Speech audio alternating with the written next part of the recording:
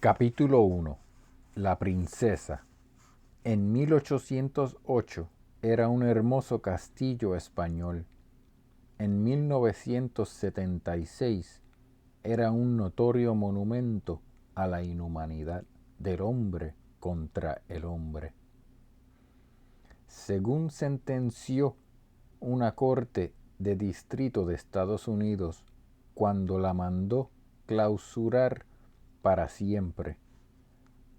Para 1950 ya era una prisión brutal en donde los presos pasaban hambre, sufrían torturas y eran utilizados para experimentación médica.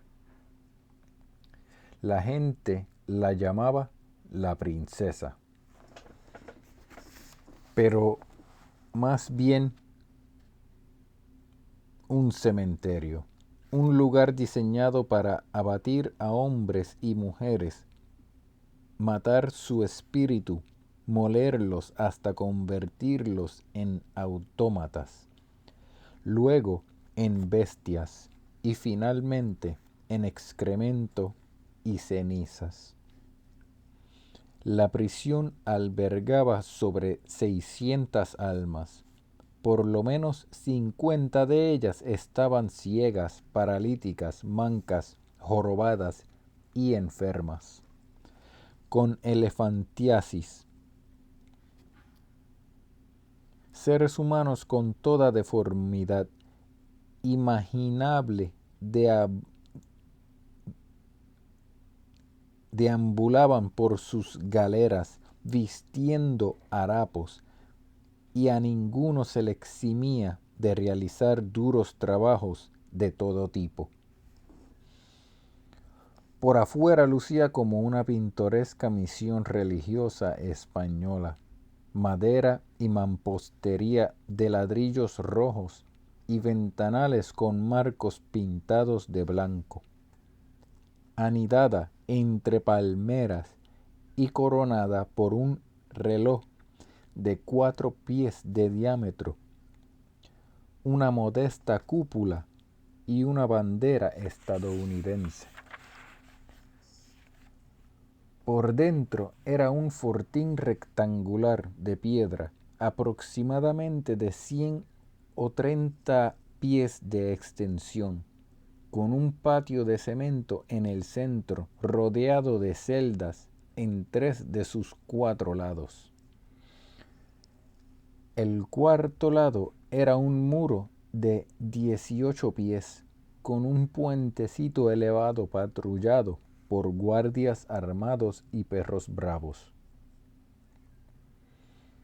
Las 3 galeras de la prisión sumaban un total de 7.744 pies cuadrados y acomodaban a 400 presos, proveyendo menos de 20 pies cuadrados para cada uno.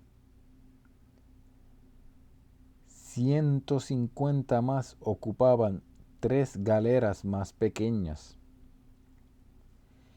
Los enfermos mentales estaban recluidos en la galera de cuarentena y los presos difíciles estaban encerrados en 30 calabozos.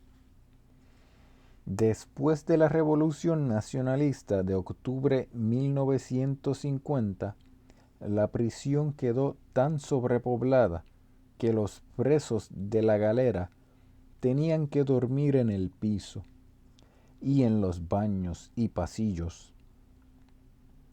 En las galeritas 2 o 3 hombres ocupaban cada cama. Los colchones estaban viejos, desgastados, rotos y asquerosos. Aún en el hospitalito de servicios médicos, los pacientes tuvieron que dormir en el piso. Los calabozos colocados a lo largo del pasillo del primer piso, 15 a cada lado y separados por particiones de cemento, eran famosos en todo Puerto Rico. Este pasillo estaba siempre asqueroso, pobremente iluminado y apenas ventilado. Cada hilera de 15 celdas compartía un techo común hecho de barrotes de hierro gruesos como los rieles de un tren. 2 guardias armados con rifles patrullaban desde arriba, caminando sobre una pasarela de acero construida sobre el techo. Se encontraban en el centro de la pasarela y daban media vuelta para regresar cada cual a su extremo. Desde ese punto de mira podían observar al ocupante de cada calabozo y apuntarle con los rifles si era necesario. Había un prisionero en cada calabozo, con un latón para agua y un cubo para excrementos. Eso era todo. No había lavamanos ni inodoro, no había cama ni colchón, ni cobijas, ni mobiliario de ninguna clase. Los presos dormían en el piso y después de hacer sus necesidades en los cubos, los cubrían con sus camisas para combatir la peste. A los escarabajos que se cebaban del excremento y los escarabajos que se cebaban del excremento. El poco aire y luz penetraba por entre los barrotes del techo, 12 pies por encima de las cabezas de los presos. Un olor nauseabundo permeaba toda el área, emanando de los cubos inmundos que se vaciaban solo una vez cada 24 horas. Puerta de los calabozos, aquí está.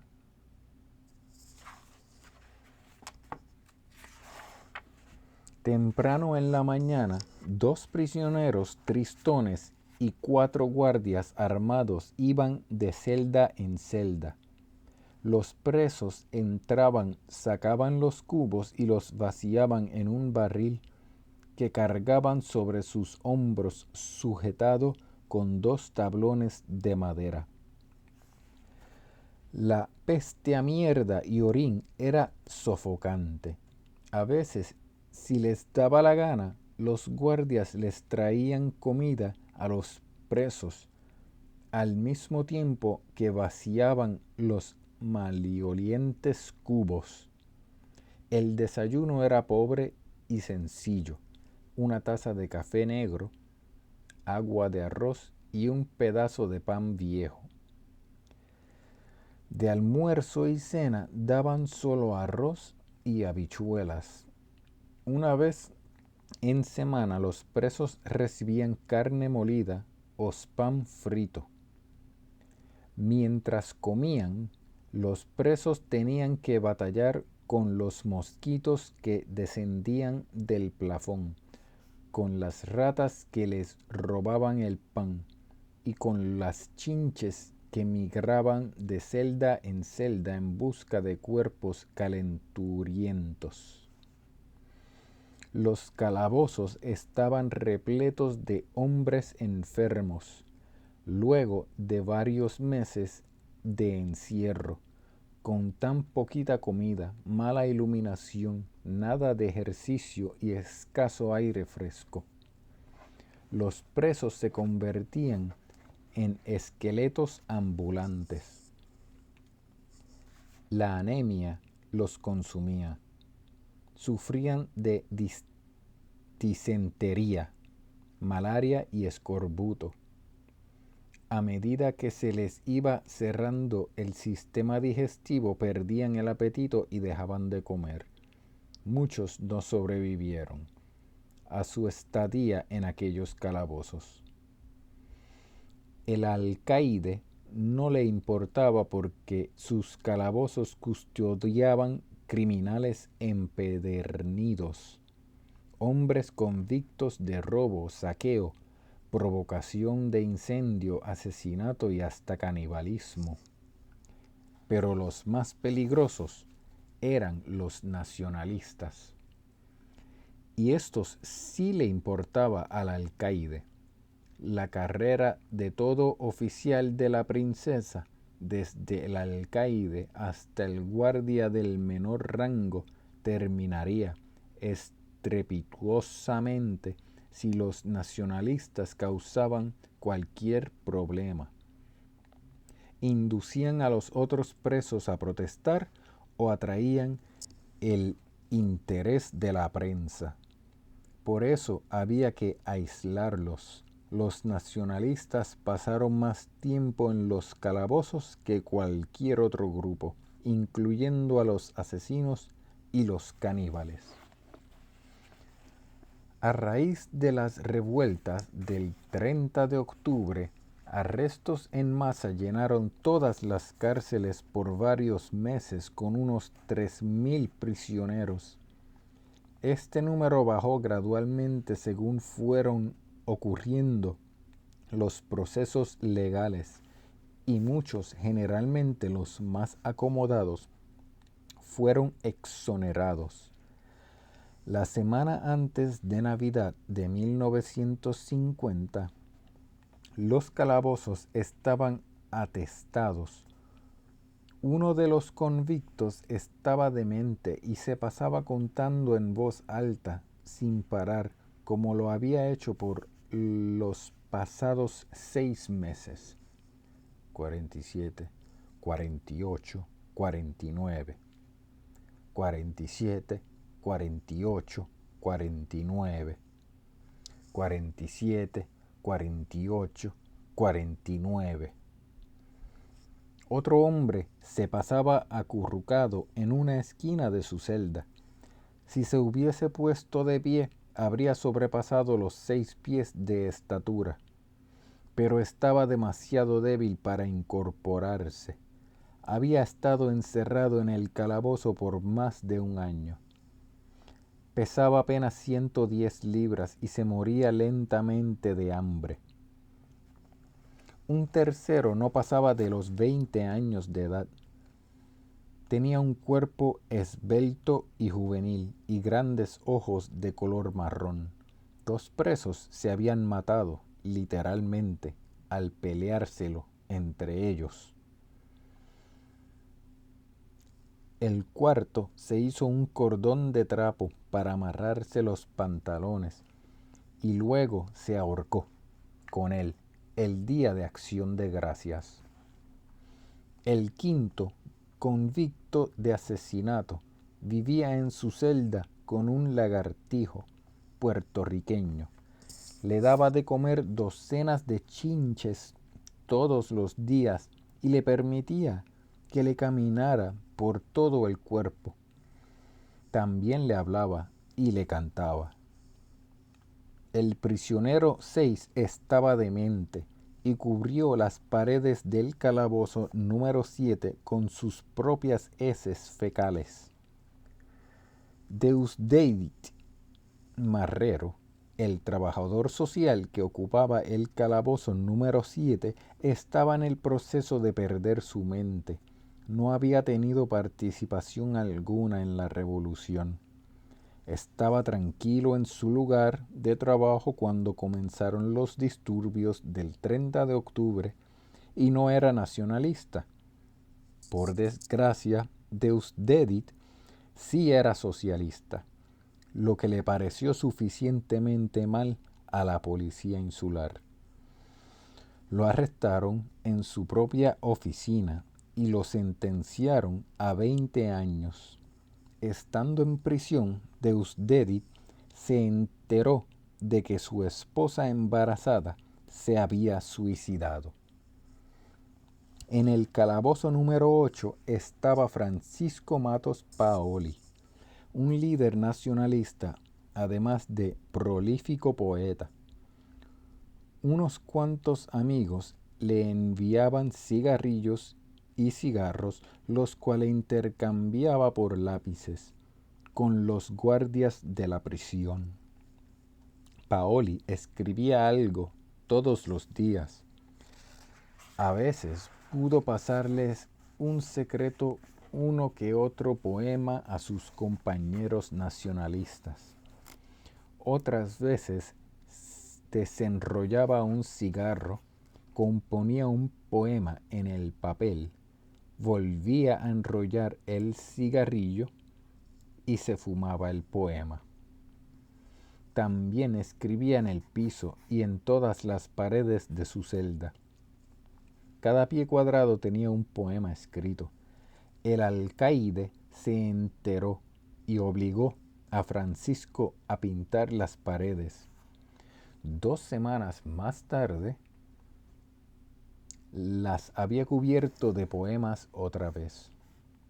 Separado de todos, en el calabozo número 15, había un hombre bajito de ojos muy vivos, color caramelo, con la cabeza envuelta en toallas mojadas. Por varios días sus piernas se le habían estado ennegreciendo y las encías le sangraban. Tenía 59 años y estaba totalmente exhausto, pero no paraba de pasearle por la celda, siempre dando los mismos pasos para adelante y para atrás. Un interminable arrastrar de los pies entre la pared y la reja de la celda. No tenía nada de trabajo que hacer, no tenía libros para leer, ni nada con lo que escribir. De modo que solo caminaba para adelante y para atrás. 1, 2, 3, 4, 5 y vuelta.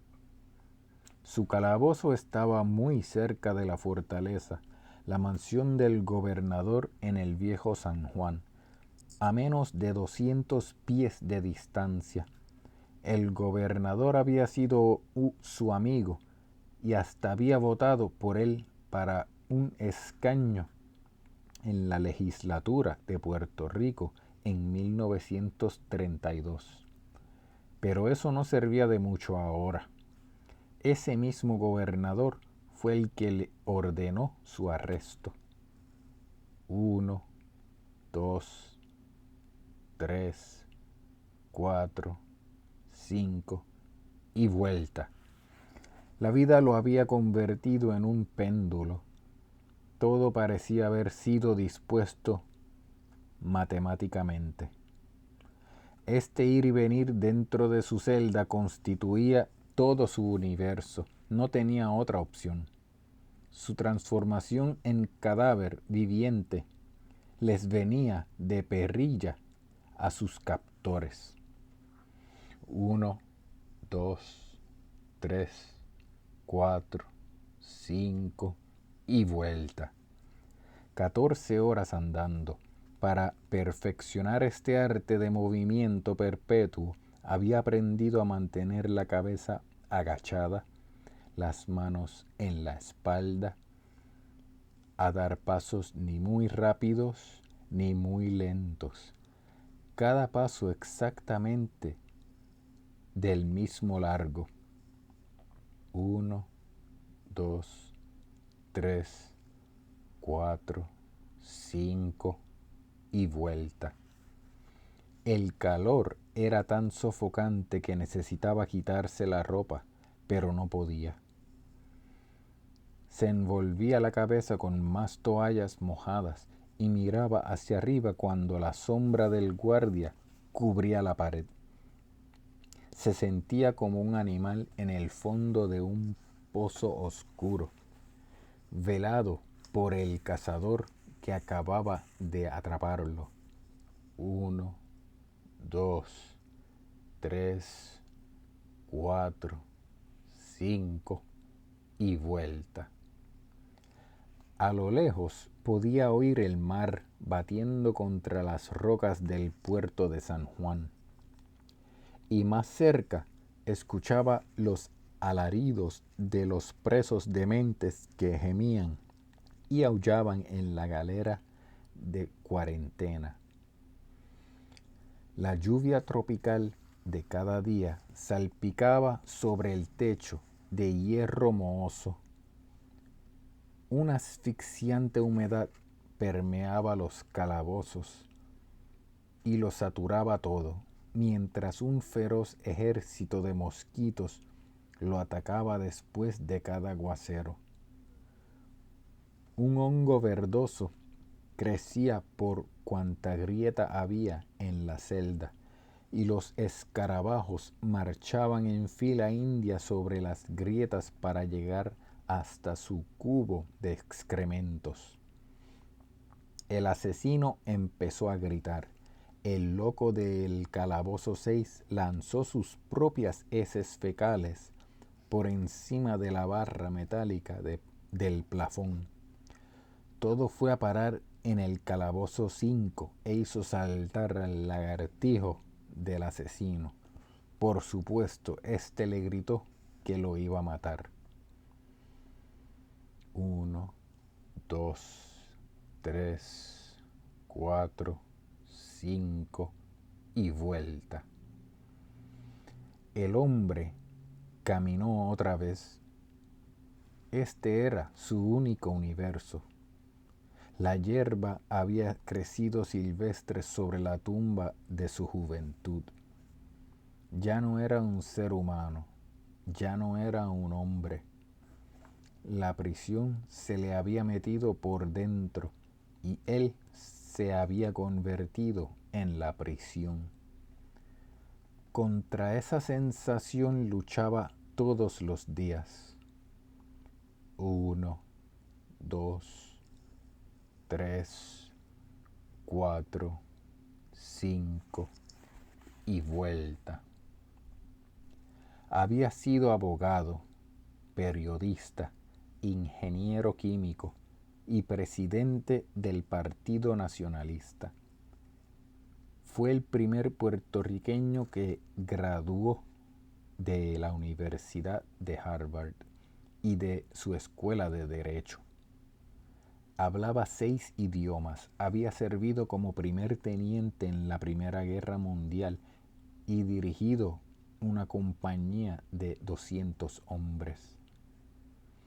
Había sido presidente del Club Cosmopolitan de Harvard y ayudado a Eamon de Valera a redactar la Constitución del Estado Libre de Irlanda.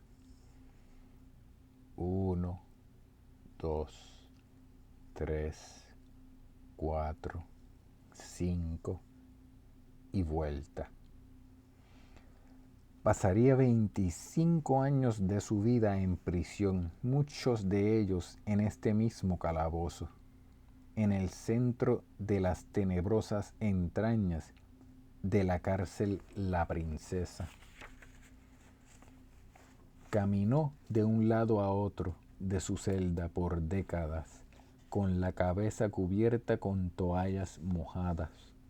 Los guardias se rieron de él, lo declararon loco y le bautizaron con el mote del rey de las toallas. Su nombre fue Pedro Albizu Campos, Don Pedro el Maestro.